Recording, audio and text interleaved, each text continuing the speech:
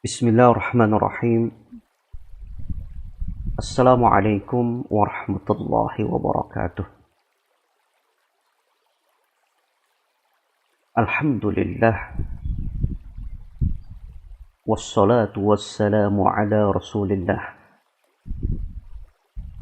Wa ala alihi wa ashabihi wa man ittaba'a hudah. Fala hawla wala quwwata illa billah. Amma ba'd. Alhamdulillah, kembali di malam hari ini sembari menikmati saat-saat istirahat, atau kiranya mungkin sebagian kita masih ada yang beraktivitas, sejenak kita menelaah, dan kiranya ini menjadi renungan bagi kita dan pembelajaran, menelaah akan perkara yang dengannya seseorang akan menggapai kebahagiaan yang hakiki, merajut jalan kebahagiaan dari risalah yang sangat ringkas yang merupakan warisan yang sangat tinggi nilainya dari Al-Imam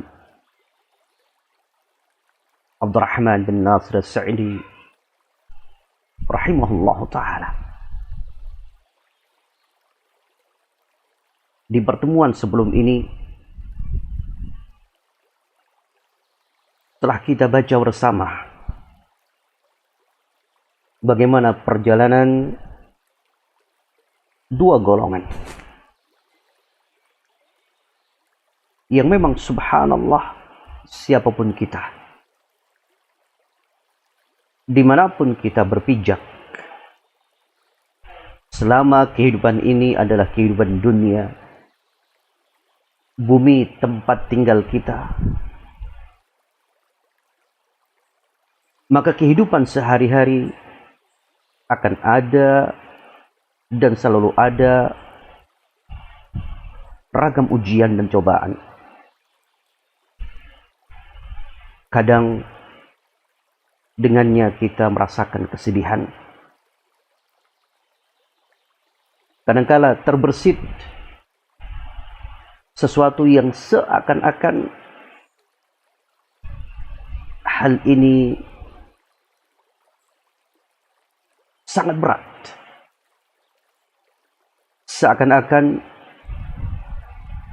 tidak sesuai dengan keadaan kita. Akan tetapi walhamdulillah, karakter daripada cobaan pasti akan menyentuh dasar hati kita. Agama kita tidak menafikan berlinangnya air mata. Agama kita tidak menafikan untuk sejenak kita termenung, bersedih. Tetapi subhanallah, keindahan agama kita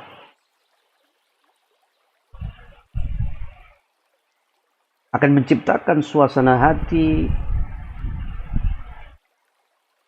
yang lain dan beda dari golongan orang-orang yang tidak bisa menghadapi akan cobaan dari Allah Subhanahu wa ta'ala.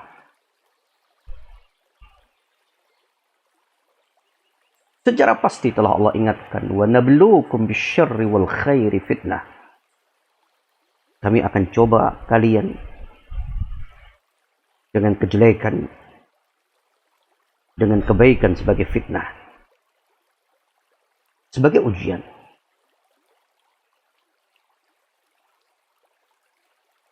Maka berbahagialah segolongan yang mampu berserah diri kepada Allah,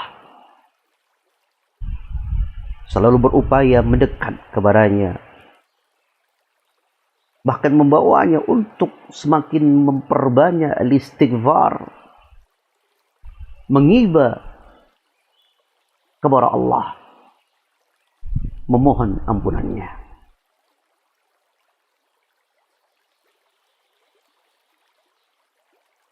Oleh sebab itu, subhanallah, seseorang yang sedang diberi ujian Allah subhanahu wa ta'ala, sekali lagi, kadang terasa hati ini gundah, terasa kesedihan. Sebagaimana yang pernah menimpa Rasulullah sallallahu alaihi wasallam, berlinang air mata ketika putranya wafat, sebagaimana kemarin telah kita sampaikan. Tetapi seorang muslim mengetahui dengan petunjuk dari Allah subhanahu wa ta'ala, kesemuanya harus ada upaya dari kita untuk menjadikan apa yang ada sebagai ladang pahala. Dan itu merupakan hikmah yang tertinggi yang harus kita fahami.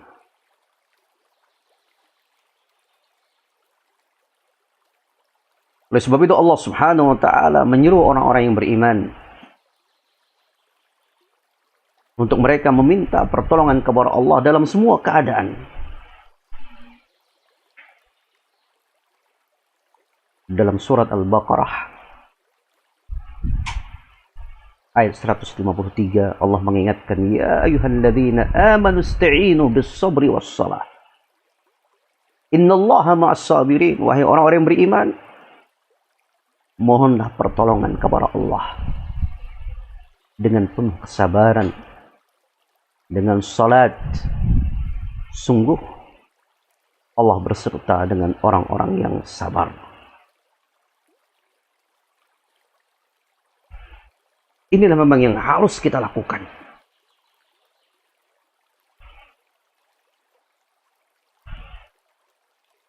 Teriringi tentunya dengan sesuatu yang telah menjadi pilar dalam kehidupannya, yaitu ma'rifatullah,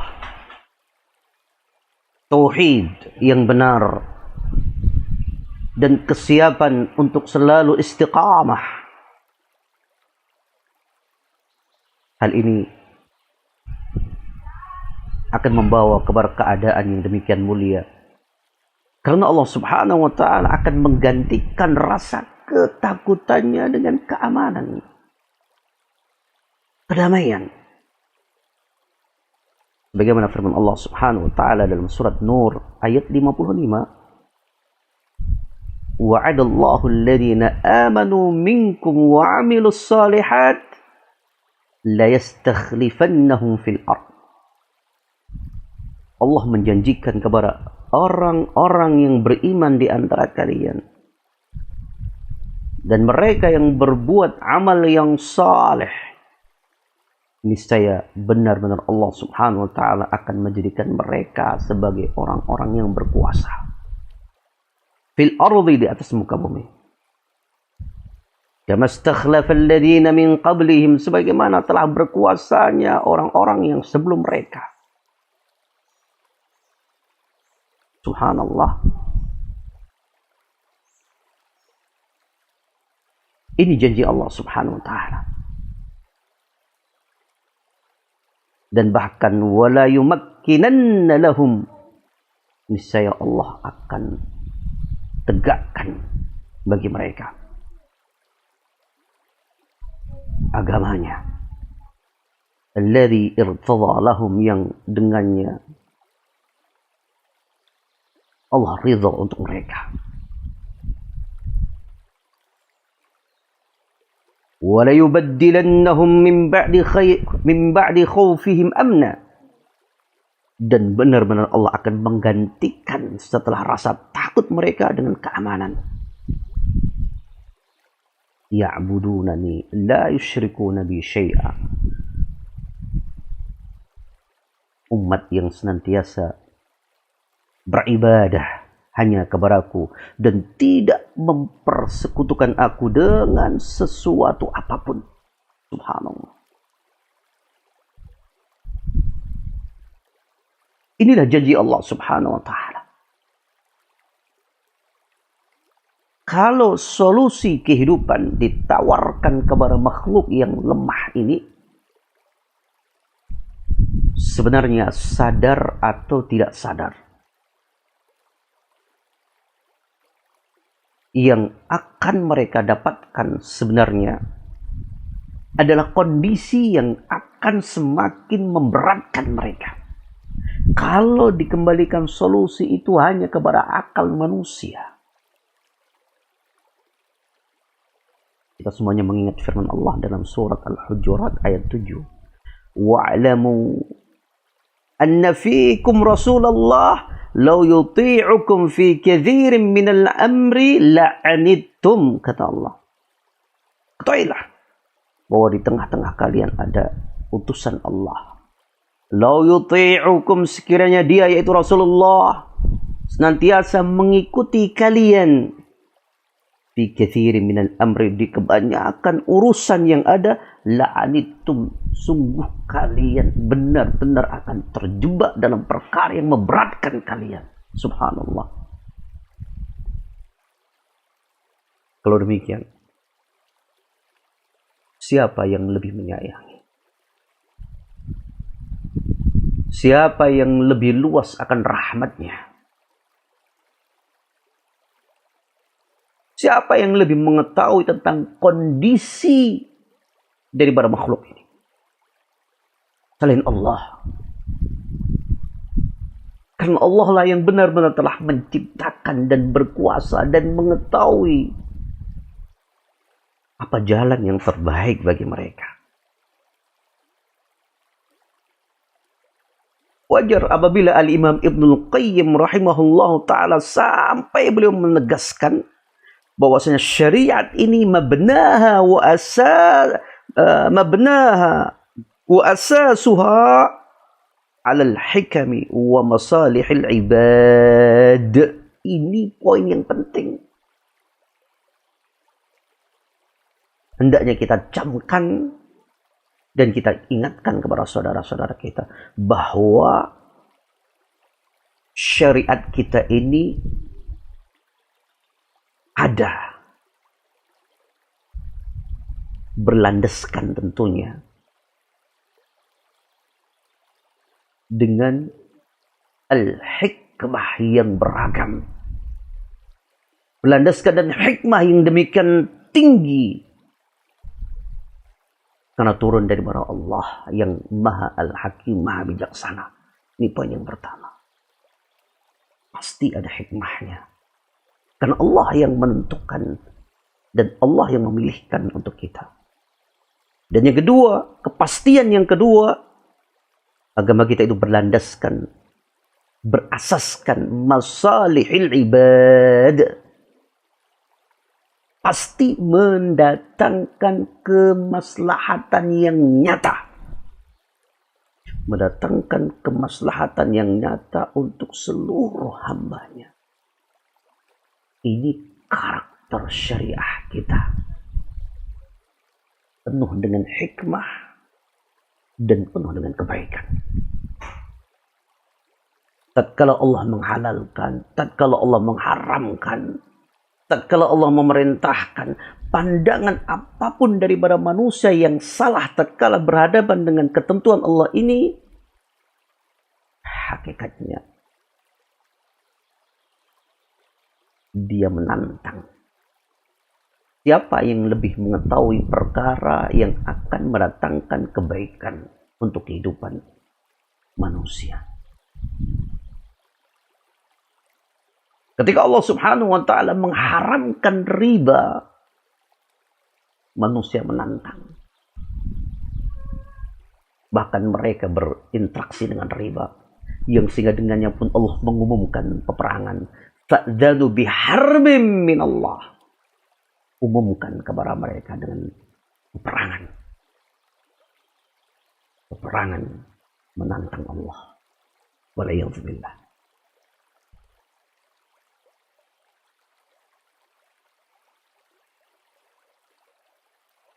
Berikutnya Al-Imam As-Sa'di rahimahullahu ta'ala berkata,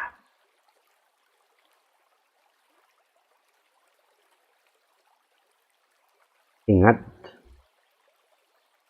kemarin telah kita sebutkan 2 poin penting yang memilahkan antara kita atau antara golongan yang berjalan dengan petunjuk Allah dengan golongan yang jauh daripada petunjuk Allah.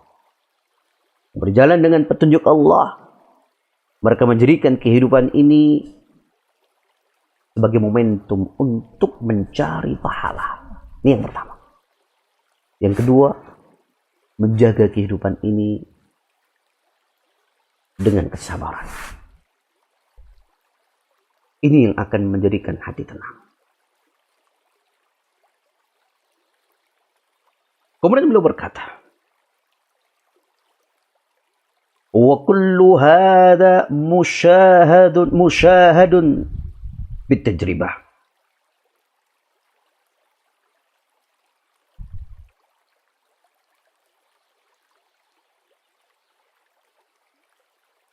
Kemudian bahkan beliau berkata bahwasanya dari apa yang kesemuanya kami sebutkan, ini merupakan kondisi yang benar-benar terbukti dan nyata di dalam kehidupan kita. Kondisi orang yang menjauh daripada petunjuk Allah,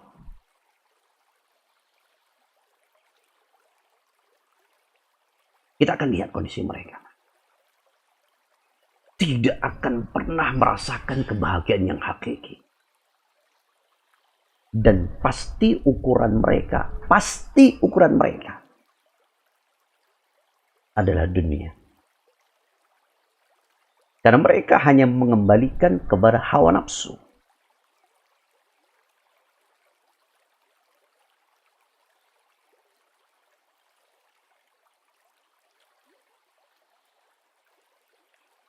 ومثل واحد من هذا النوع إذا تدبرته ونزلته على أحوال الناس رأيت الفرق العظيم بين المؤمن العامل بمقتضى إيمانه وبين من لم يكن كذلك.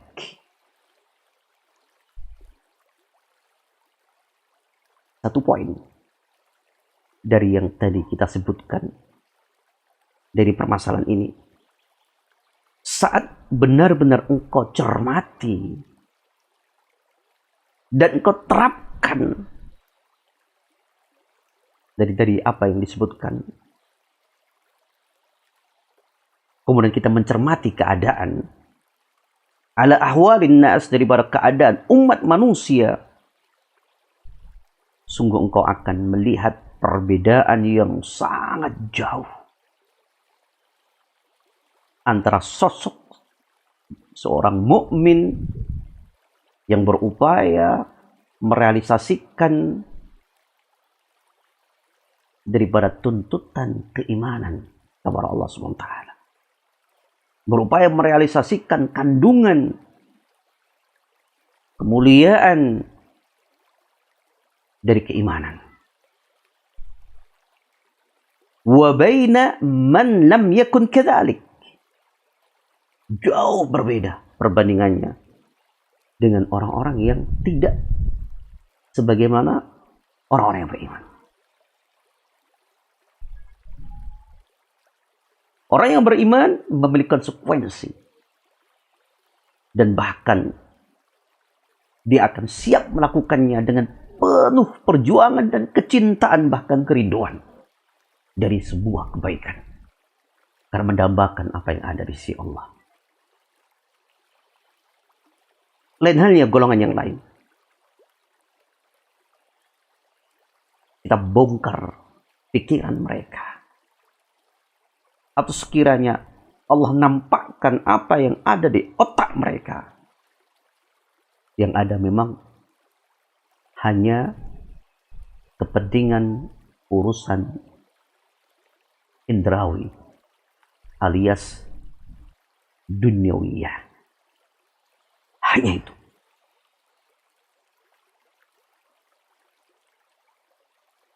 Kemudian kata beliau,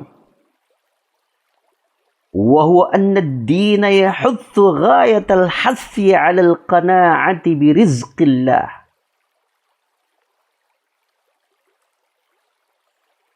Perhatikan. Kenapa? Agama kita, subhanallah, memiliki warna yang jelas dalam perjalanan kehidupan orang-orang yang beriman. Karena dia tahu bahwasanya agama kita ini benar-benar membimbing dan sangat-sangat mengarahkan, memotivasi umat ini untuk qanaah, merasakan cukup dan ridha dengan apa yang telah Allah anugerahkan dari rizkinya. Contohnya, tamaknya itu hanya dalam mengejar kemuliaan yang ada di sisi Allah. Tamaknya itu bagaimana mewarnai semuanya dengan bagaimana sesuai petunjuk Allah. Itu puncak-puncak harapannya.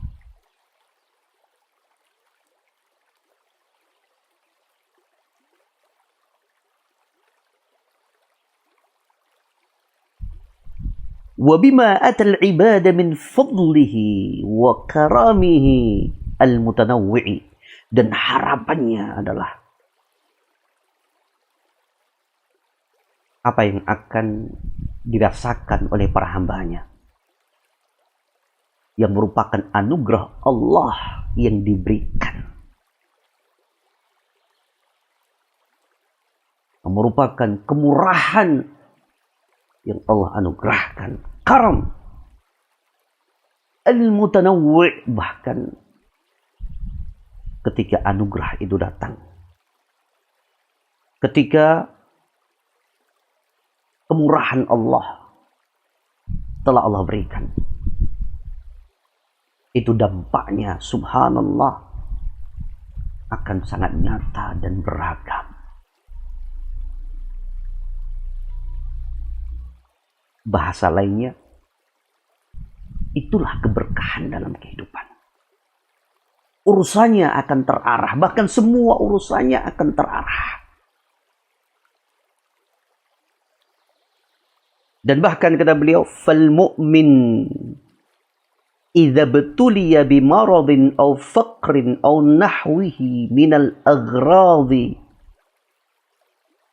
allati kullu ahadin 'urdatan laha فإنه بإيمانه وبما عنده من القناعة والرضا بما قسم الله له تجده قرير العين لا يتطلب بقلبه أمرا لم يقدر له. Subhanallah, belum memberikan gambaran di kondisi seorang mukmin yang mendapatkan musibah atau kondisi yang mana dia mendapatkan kekurangan materi dalam kehidupan, kemiskinan, kefakiran,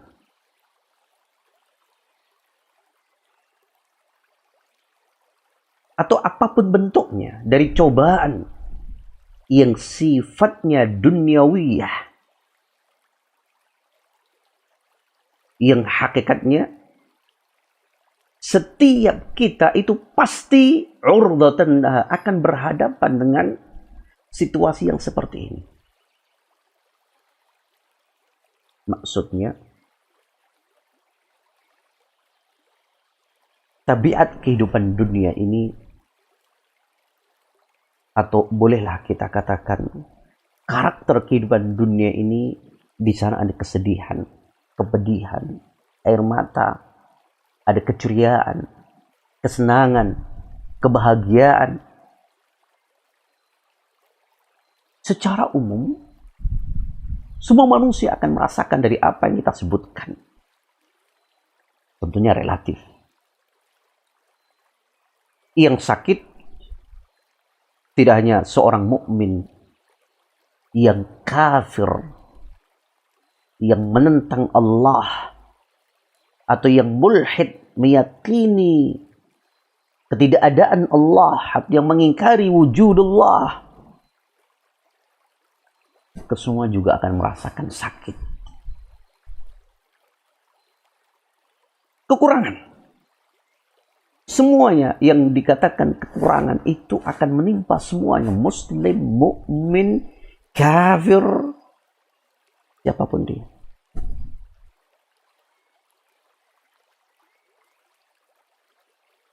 Itu pasti akan dia rasakan. Maka dikatakan bahwa setiap kita ini akan berhadapan.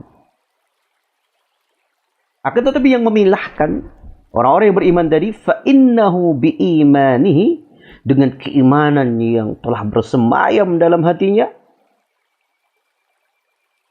dan dari qanaah yang telah Allah anugerahkan, waridha, dan benar-benar merasakan ridha dengan apa yang telah Allah pilihkan untuknya, apa yang telah Allah bagi untuknya, apa yang telah Allah berikan untuknya. Tajiduhu qariral ain, niscaya engkau akan dapati orang ini tetap dalam keadaan hatinya lapang, bahagia, tanpa sedikit pun prasangka buruk kepada Allah, karena dia mengetahui akan keagungan Allah dengan sifat-sifatnya. Mereka tahu berinteraksi dengan keadaan. Bahkan la yatatallabu biqalbihi amran lam yaqdirlah. Sama sekali hatinya tidak akan tamak, tidak akan berambisi dengan sesuatu yang memang dia tidak mampu atau belum mampu untuk mendapatkan, untuk memilikinya, atau memang belum Allah tentukan untuknya.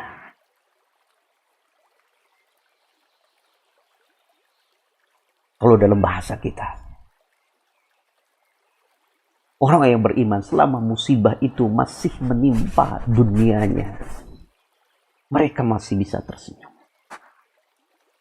Yang paling mereka khawatirkan adalah sebagaimana yang dikhawatirkan oleh Nabi Sallallahu Alaihi Wasallam, yaitu ketika musibah itu menimpa apa yang ada dalam keyakinannya, menimpa pada agamanya. Makanya di antara penggalan doa Nabi Sallallahu Alaihi Wasallam, "Fala taj'al musibatana fi dinina." Ya Allah, jangan engkau timpakan musibah itu menimpa agama kami. Mengerikan. Di perjalanan dia seorang muslim, tiba-tiba dia terjebak di dalam kesyirikan. Meruginya seseorang yang demikian getolnya melakukan sebuah amalan.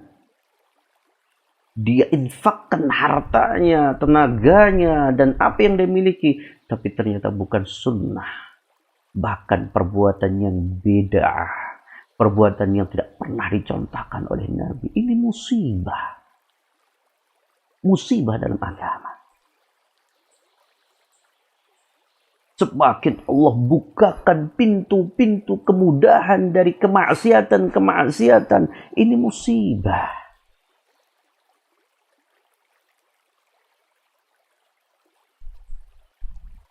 Makanya subhanallah, seorang muslim ketika masih sekedar yang menimpanya adalah dunianya, maka dia masih bisa menjadikan bahkan itu ladang pahala yang sangat besar, yang kelak keutamaannya di sisi Allah sangat besar.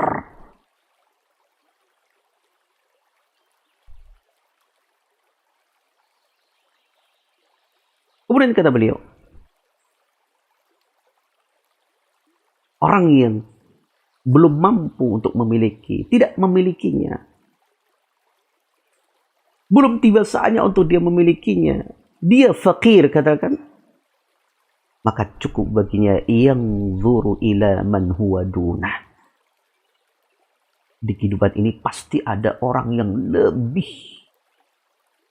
lebih berat keadaannya daripada kita. Lebih berat daripada kita. Maka lihat orang-orang yang ada di bawah kita.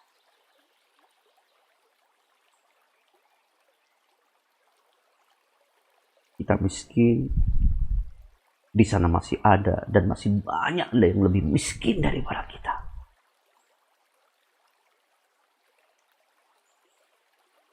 Inilah yang akan kita menjadikan atau kita akan terbawa untuk bersyukur kepada Allah Subhanahu wa taala dalam semua keadaan. Wala yanzuru ila man huwa fawqah, tidak perlu baginya dan tidak mau dia untuk melihat orang-orang yang ada di atasnya.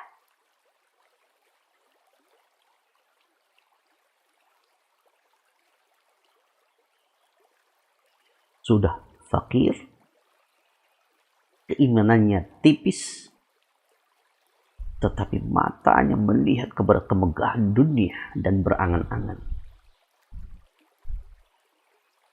Untuk sepertinya dalam urusan dunia. Ini musibah. Bahkan kata Nabi Sallallahu Alaihi Wasallam, dia akan mendapatkan dosa sebagaimana sekiranya dia memiliki harta. Allah berikan kelapangan, dia akan tentunya mendapatkan dari apa yang dia harapkan. Dicontohkan oleh Nabi Sallallahu Alaihi Wasallam, ada orang yang membayangkan atau melihat seseorang yang memiliki harta dan dia berfoya-foya dengan hartanya, kemegahan dunia terasa mudah baginya, apapun dia bisa lakukan. Terbersit dari hatinya, kalau aku memiliki sepertinya, aku akan lakukan sebagaimana apa yang dia lakukan. Dia akan tahan hartanya dari yang seharusnya dia berikan haknya. Silaturahmi pun tidak akan dia jaga. Dia akan tenggelam sebagaimana dia bayangkan tenggelam dalam kehidupan dunia. Maka seperti ini dia pun akan mendapatkan. Walaupun dia dalam keadaan fakir. Kenapa? Diakibatkan ia tertolak. Beda ketika hati itu sudah azam. Sebagaimana beda keadaan orang yang sebagaimana disabdakan oleh Nabi Sallallahu Alaihi Wasallam akan ghibtah, kecemburuan yang dibenarkan. Karena Allah Maha tahu apa yang ada dalam hatinya, sehingga Allah berikan apa yang Dia harapkan. Karena Allah Maha tahu sekali diberikan, Dia akan melakukannya. Yaitu ketika seorang melihat ada orang yang Allah berikan kelapangan. Dengannya dia menyambung tali silaturahmi, dia menunaikan hak hartanya, dijadikan wasilah untuk menghamba kepada Allah. Maka dia pun mengharapkan, aku kalau punya, aku akan seperti ini. Ada di antara mereka yang memang benar-benar jujur dari dalam kata hatinya, karena keimanannya memang sedemikian kuat dan Allah Maha tahu apa yang ada dalam dadanya. Sehingga dia pun mendapatkan apa yang dia niatkan. Laksana seorang mujahid dan orang yang ingin berjihad, tetapi memang di sana ada uzur, yang menjadikan dia tidak mampu untuk berjihad di jalan Allah Subhanahu wa taala. Maka poin yang tadi dikatakan ini sangat penting. Jiwa ini jangan dibiarkan untuk ia tatelab, untuk liar, bergerak dengan tanpa arah.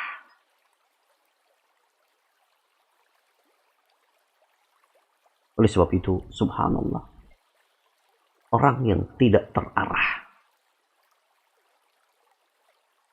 maka tidak terarah kehidupannya dengan ilmu agama, dengan keimanan, hakikatnya kondisinya pun juga akan menjadi sekumpulan kaum yang pecundang di dalam kehidupan ini.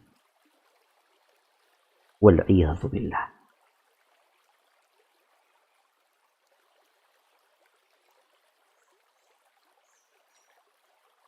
Kemudian beliau berkata, setelah disebutkan bagaimana jiwa orang yang beriman dan harapannya, dan bagaimana orang-orang yang tidak terarah,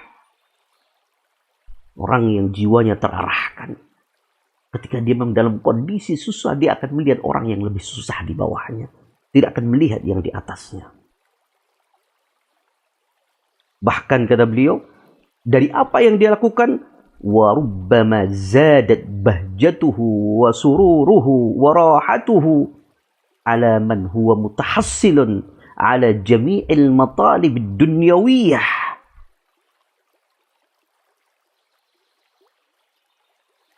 Idza lam yu'tal qanaah. Bahkan kata beliau, rubbama, bisa jadi,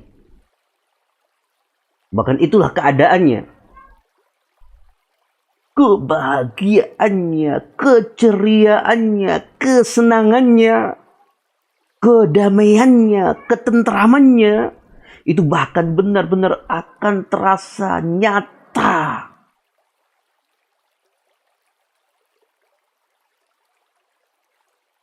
Seakan-akan kehidupan yang dia rasakan itu, dia telah mendapatkan segala-galanya.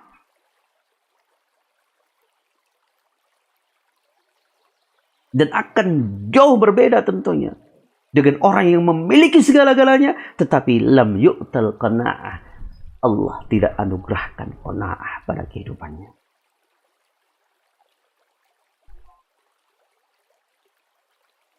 Subhanallah. Inilah kehidupan yang benar-benar harus kita ingat, bahwa siapapun kita akan pasti menghadapi beragam ujian dan cobaan. Tapi carilah di sana ladang pahala dalam kehidupan itu. Jadikan kondisi yang ada tetap kita bisa tersenyum, karena kita mengembalikan semuanya kepada Allah.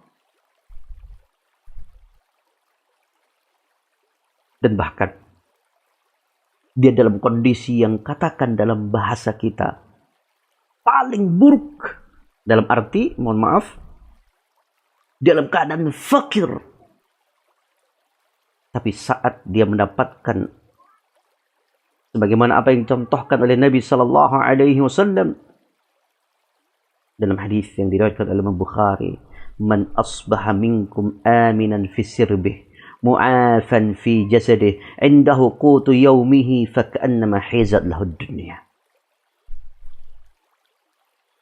Orang yang di suatu hari dia masih bisa merasakan keamanan di rumahnya, jasadnya masih sempurna dan sehat. Untuk hari itu saja dia masih memiliki makanan. Makanan hanya untuk hari itu. Faka'annama haizat lahu dunya, maka seakan-akan dia telah mendapatkan bagaimana dunia dan seluruhnya. Aneh. Dia hanya memiliki makanan untuk hari itu. Tapi dikatakan seakan-akan dunia dan seisinya itu Allah berikan kepadanya. Kenapa? Inilah pengaruh hati yang terarahkan sebagaimana tadi kita sebutkan. Ketika la yatatallab, ini poin penting. Tidak liar untuk melihat. Sehingga tamak melihat daripada kemegahan dunia yang melahirkan rasa tamak dan kecemburuan.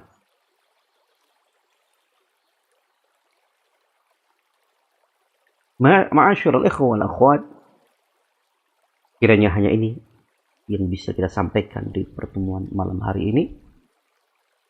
Kurang lebihnya mohon maaf. Semoga ada manfaatnya. Barakallahu li wa lakum wa nafa'ni wa iyyakum bima fihi minal ayati wa dzikril hakim. Subhanakallahumma bihamdika asyhadu an la ilaha illa anta astaghfiruka wa atubu ilaik. Wassalamualaikum warahmatullahi wabarakatuh.